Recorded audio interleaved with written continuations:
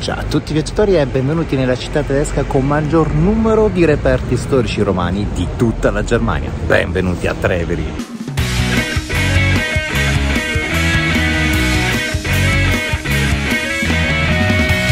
La città di Treveri è una piccola cittadina che dista 15 km da Lussemburgo, che può essere considerata a tutti gli effetti una delle cittadine più antiche di tutta la Germania. Guardando le sue strade e i reperti che possiamo ammirare in essa, non è difficile capire perché di tale nomina, visto che qui sarà possibile non solo ammirare l'eleganza delle influenze francesi, ma anche l'imponenza del glorioso impero romano. Quella che oggi conosciamo come Treveri, all'epoca della dominazione romana, era stata battezzata come Augusto Treverorum. Pensate che fu una delle città tanto sviluppate nel 300 d.C. che aveva ben 80.000 abitanti, qualcosa di davvero incredibile per l'epoca. Ma andiamo a scoprire nel dettaglio che cosa ha questa città da offrirci. Addentriamoci per la città, facilmente visitabile a piedi, non sarà difficile imbattersi nel primo monumento, simbolo della città, la Porta Nigra. Costruita in arenaria nel 200 d.C., la Porta Nigra fece parte di un complesso di 4 porte che andavano a incorniciare quelle che i romani chiamavano Augusto Treverorum.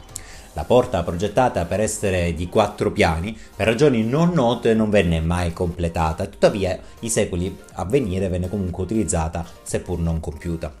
Dopo la caduta dell'impero nel Medioevo, la porta venne trasformata in una chiesa santificata al monaco Simeon. Tuttavia, con l'avvento di Napoleone Bonaparte, la Porta Nigra tornò ad essere quello che oggi possiamo ammirare, un'importantissima testimonianza della presenza romana qui in Germania. Ma continuiamo a passeggiare lungo il corso principale e sulla sinistra potremo vedere la Dreikönig-Haus. Tratta di una vecchia torre di guardia che in epoca post-romana venne adibita ad abitazione, probabilmente da ricchi mercanti che potevano permettersi costruzioni di edifici così estrosi e colorati. La struttura risale al 1230 e fonde in esso sia lo stile gotico che anche quello romanico. Davvero di grande effetto, specialmente in contrasto con le classiche strutture germaniche. Ma quindi addentriamoci ancora lungo la Siemensstraße fino a giungere a Marktplatz. Elegante e dai forti richiami francesi.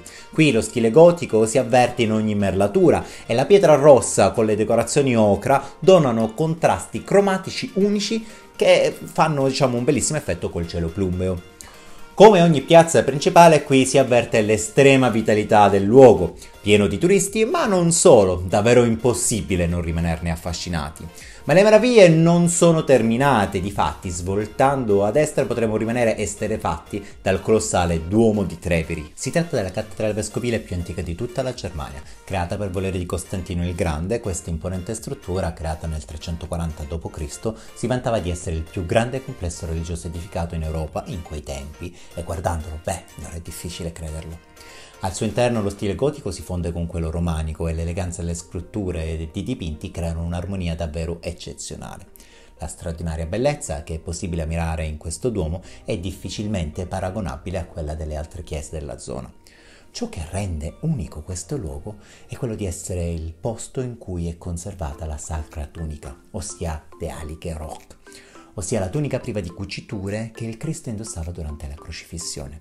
Immaginate quale sia l'importanza storico-religiosa di questa basilica.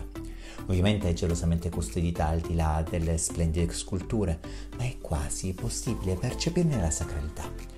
Ovviamente la Sacra Tunica viene solo esposta al pubblico in rarissime occasioni e quindi al momento possiamo godere solo il suo splendido scrigno. Usciamo dal Duomo di Treveri per raggiungere un'altra chiesa, sicuramente meno scenografica ma di paragonabile rilevanza storica.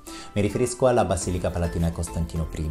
Si tratta di una delle poche testimonianze di basilica ad unica sala che sono giunte ai giorni nostri. Questa struttura risale al VI secolo e oggi è una chiesa evangelica ed è una delle altre testimonianze storiche dell'impero romano che sono presenti qui a Treveri. Certo non presenta grandi sfarzi, ma di certo non può passare inosservata, così come non può essere non citato il palazzo del principe elettore. Si tratta della vecchia residenza in stile rococò del principe arcivescovo dell'elettorato di Treveri. Il contrasto tra l'austerità della basilica e lo sfarzo del palazzo è davvero strano ed eccezionale.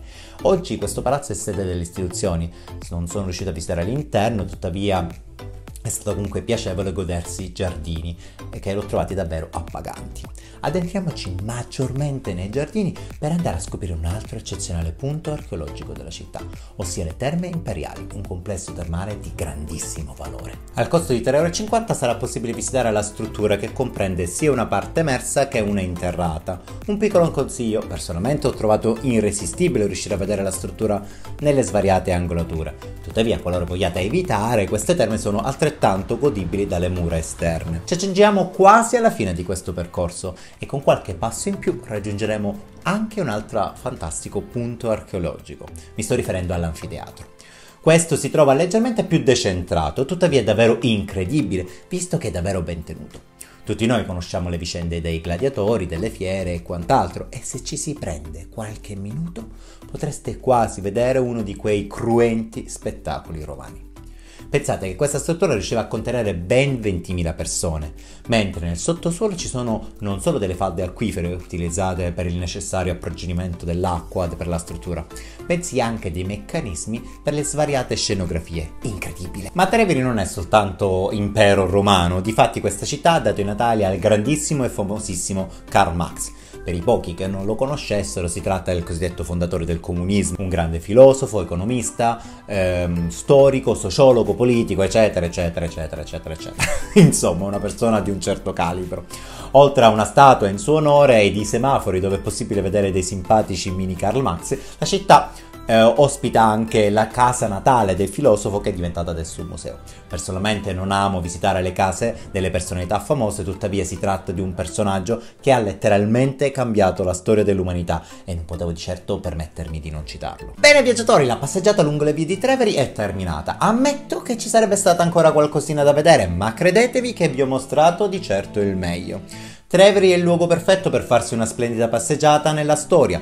Tuttavia, a primo acchito è mancata, come dire, quello sprint che avrebbero potuto dare per esempio dei ristorantini particolari o altri locali. Per non di meno risulta essere la conclusione perfetta per questo percorso iniziato da Francoforte alla scoperta della regione dell'Assia. Se vi siete persi altri 2 video, bene, non vi preoccupate, li troverete qui sul canale e quindi non vi resta che iscrivervi per non perdere le prossime avventure di Der Urlauber.